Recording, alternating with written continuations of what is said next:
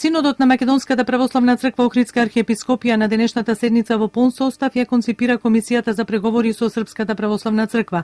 За председател е именуван митрополитот Преспанско-Пелагониски Петар, за членови се избрани митрополитите Дебарско-Кичевски Тимотеј и Струмичкиот Наум, а за секретар епископот Хераклејски Климент, или истите митрополити што учествуваа во претходните преговори со СПЦ, кои резултираа со познатиот Нишки договор кој никогаш не стана официјален поради позицијата на СПЦ на нашата црква да ја одреди само автономен статус во рамките на својата юрисдикција.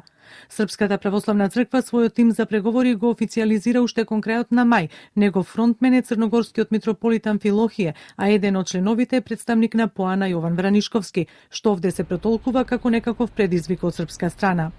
Инаку засега нема прецизен тајминг кога би се одржала првата средба на двете црковни делегации. Извори од македонската страна велат ке чекале абер за тоа од тимот на СПЦ.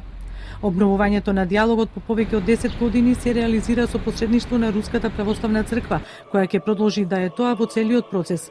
Македонската страна не прифаќа ништо помалку од автокефален статус, зашто МПЦ-ОА ги задоволува потребните православни канони за тоа, а кои се позициите на СПЦ и дали таа ќе остане на истите од пред неколку години е непознато. Она што од СПЦ произлезе кога се конципираше нивниот тим беше дека во сегашните преговори никакво влијание и екзекутивна моќ нема да има ниту една предходна одлука, што значи во преговорите се влегува од нула.